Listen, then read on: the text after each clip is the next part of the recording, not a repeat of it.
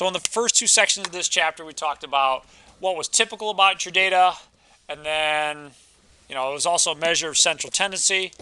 In the second section, we talked about how spread out your data was. In this section, we're going to start trying to determine what would be an outlier, how do you stand relative to the rest of your data set.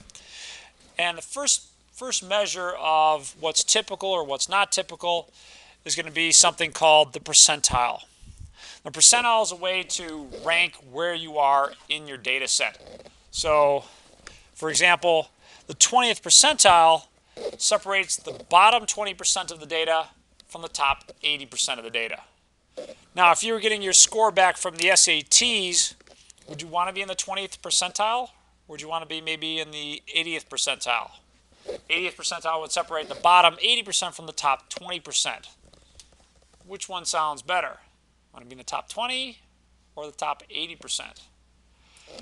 Probably the top 20%, right? So you want to be in the 80th percentile. So some notation for that would be P sub 80 would be the 80th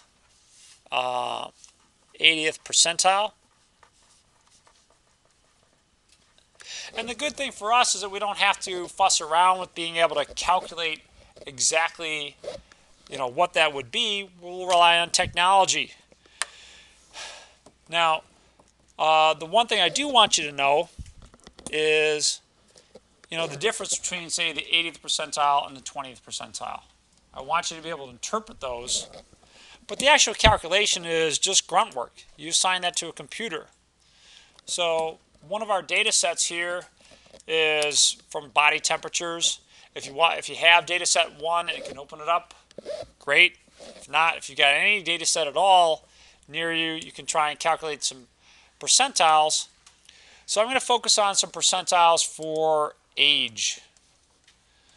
So how do you calculate percentiles in, say, Google Sheets? Let's get rid of these. Probably redo them. Shift left.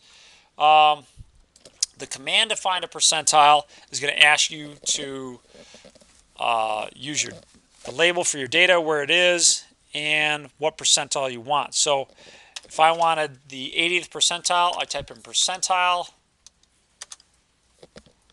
I'll just hit the enter key from there. And then, let's see, can I do this? Just type in, no. My data starts in A2 to A301. What percentile are you interested in finding here? Maybe the 30th percentile, the 20th percentile, the 80th percentile. Whatever percentile you choose, and let's maybe do the 80th percentile, you have to list it as a decimal. So if you wanted the 80th percentile, it'd be 0.80. Don't type in 80 because it's going to give you an error. I'm not sure why they work it that way, but they do. So 0.80. There's the 80th percentile of my distribution. So amongst the people in this data set, if you're 64.2 years old, you're younger than 20% of the data set, but older than 80% of it.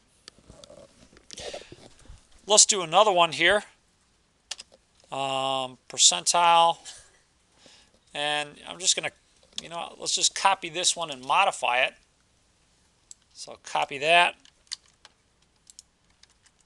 And then edit it.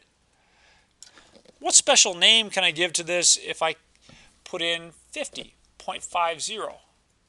What's the name of this one now? We've encountered it before in section 3.1. Well, what would this do? This would separate what from what? It's going to separate the top 50% from the bottom 50%, right? And you're exactly right. This is the median.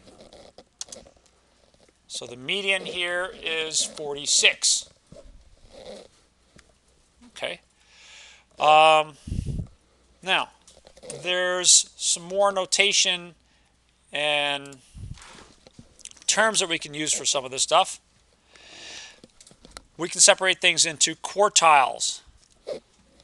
So quartiles are the points that are going to separate your data into chunks of 1/4.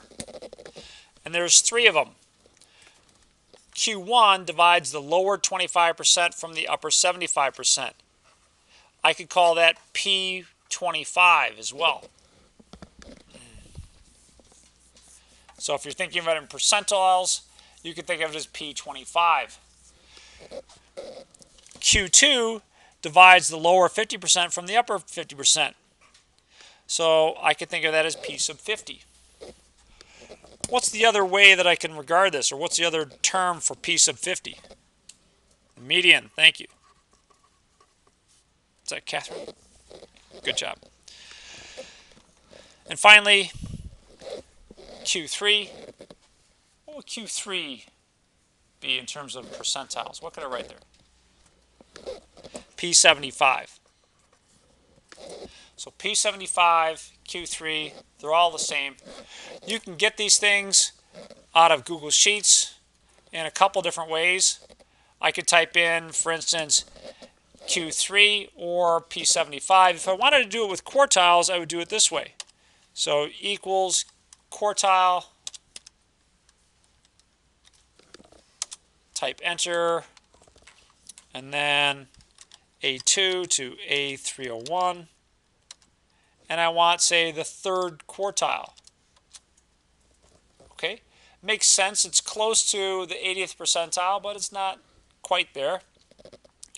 You can get the other quartiles as well. You can get the median. Let's do Q1. So I'll just go up here and make that the first quartile. So if you're 31 years old, then you're in the first quartile of this data. Now, quartiles are useful in constructing something called a box plot. And if I was to list several things that I would want you to know from this section, I'd want you to know and understand box plots. So that would be one of them. Understand percentiles. And the last thing we're going to cover in this section is something called z-scores. So, box plots, z-scores, and percentiles. This is your box plot.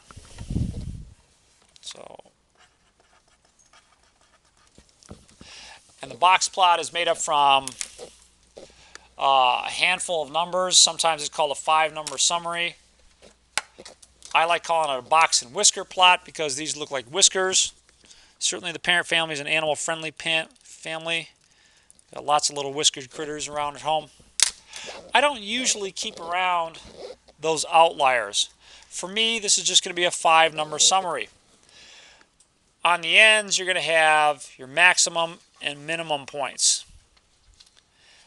You're going to draw whiskers to those maximum and minimums from this box. And the box is created from your different quartiles. That's Q1, that's Q2, and that's Q3. So that's how you create your maximum, or that's how you can create your box plot. It's a nice, quick way to summarize some of the features of your data. It can help you decide if something is not normally distributed. Can't necessarily tell you if it is normally distributed, but certainly those things can tell you that something might not be normally distributed.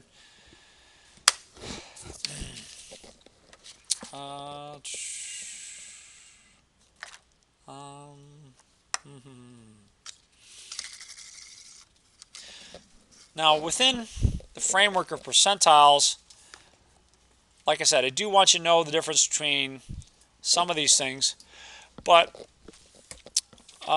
it'd be nice to rank individual scores as well. So for that, we're going to start using something called the z-score. The z-score is going to be calculated by taking your data, so a piece of data, subtracting off the mean, and dividing it by the standard deviation. Standard deviation.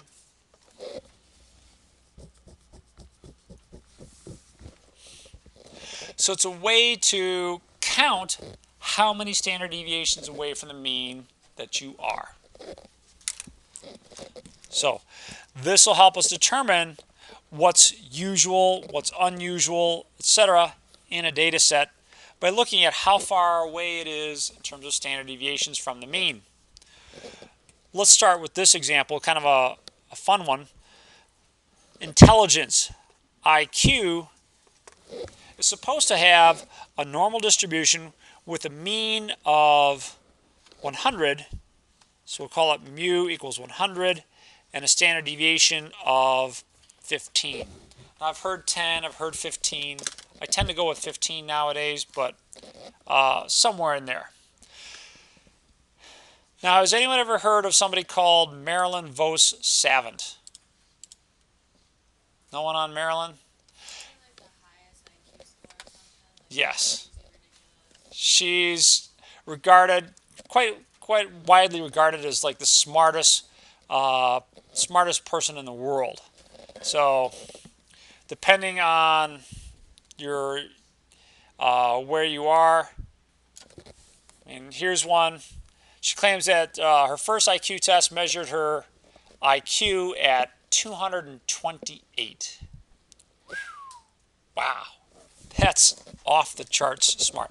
Let's try and get an appreciation for how off the chart smart that is. So let's calculate her z-score. So it'd be z equals 228 minus 100 divided by 15. So 228. So it's going to be 128 divided by 15.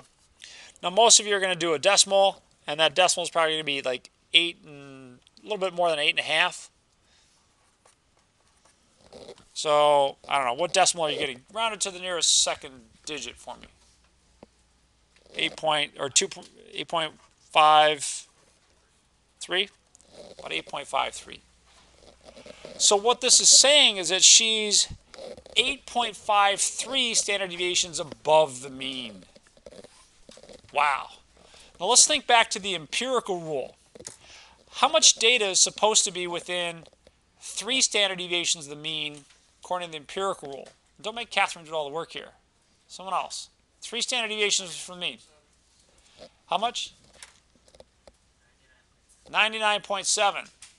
So 99.7 of us have an IQ that's within 3 standard deviations of the mean. Can you imagine what rare air this is? 8.53 standard deviations of the mean? There's like nothing left out there. There's just nothing. That's incredibly far above the mean.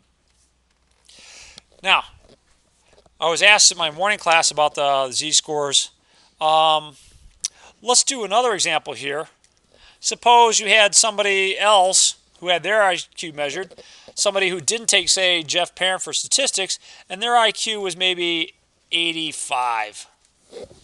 What would their z-score be, assuming this same information?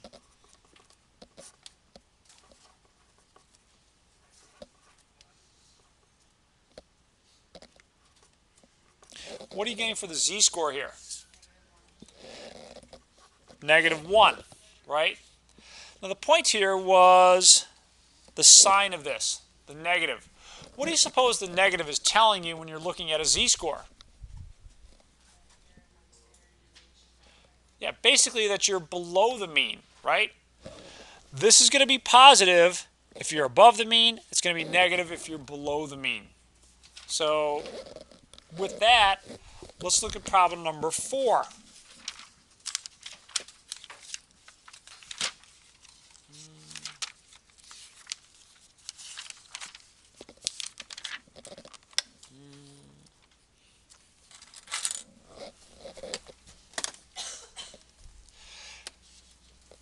If your score on your next statistics test is converted to a z-score, which of these z-scores would you prefer?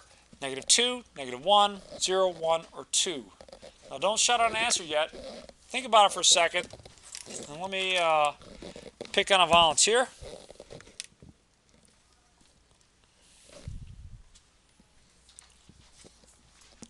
Christopher, thanks for volunteering. Which one of these z-scores would you want as your statistics score? Say 2? All right. Tyler, do you agree with him? Sure. All right. Tyler's easy on that one. 2 is the right answer, but why? Why do you want 2 as your z-score for your statistics test?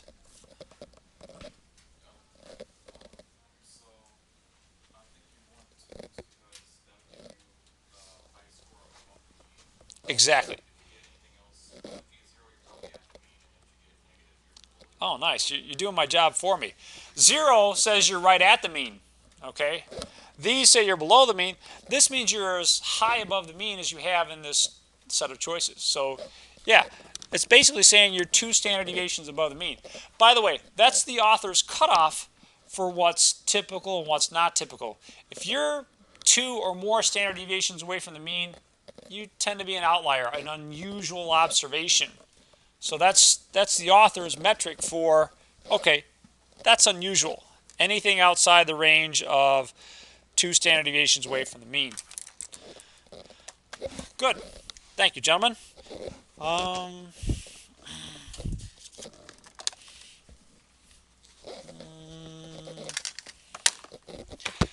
Let's finish up with problem number 14.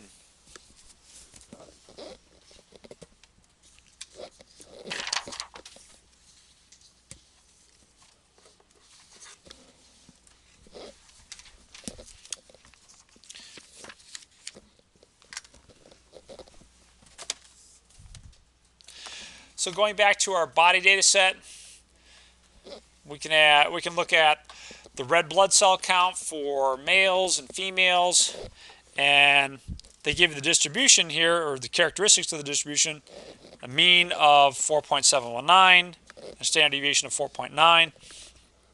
So a couple summary statistics about this data set, and they want you to compare these two individuals. You say, all right, well, we've got these two people with red blood cell counts of 5.58 and 5.23.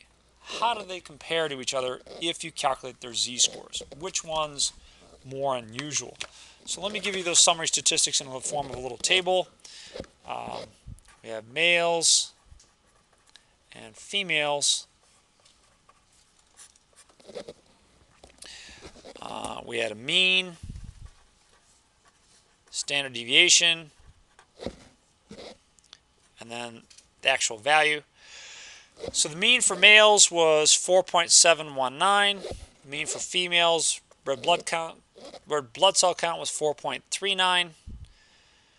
Or excuse me, 4.349. Then for standard deviation, for males it was 4.90. For females it was 0.402.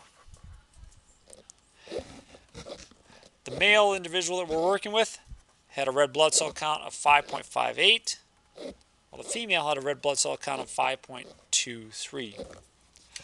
So comparing to their respective populations, which one had a higher red blood cell count? Well, we're going to calculate some z-scores.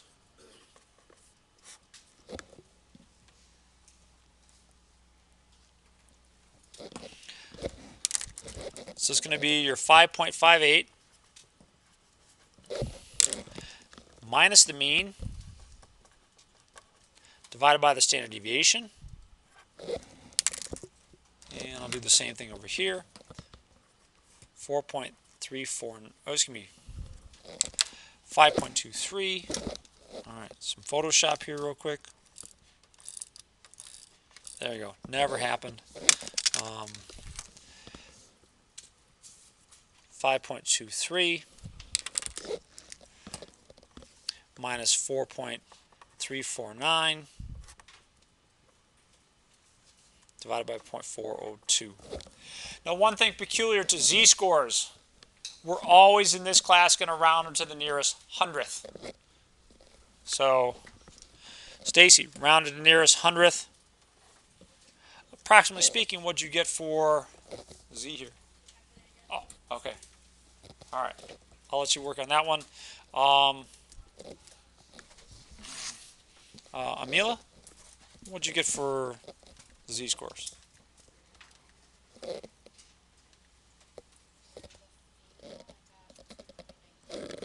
Yeah, 2.919. Good. Then we get the male. 1.76. Yeah. Good. So her score, relatively speaking, is farther away from the mean. This would actually qualify as an unusual observation, whereas this one wouldn't. And it's really a combination of two things. You've got a lower standard deviation here, and relatively speaking, she had a higher score compared to the mean. Okay, are we all right on z-scores?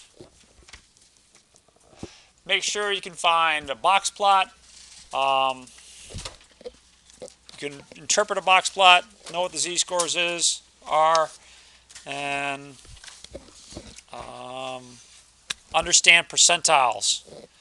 For homework,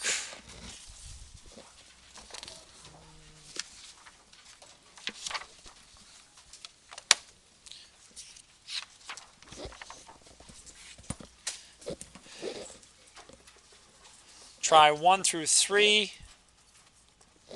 7 through 15, 23, 29, and 31.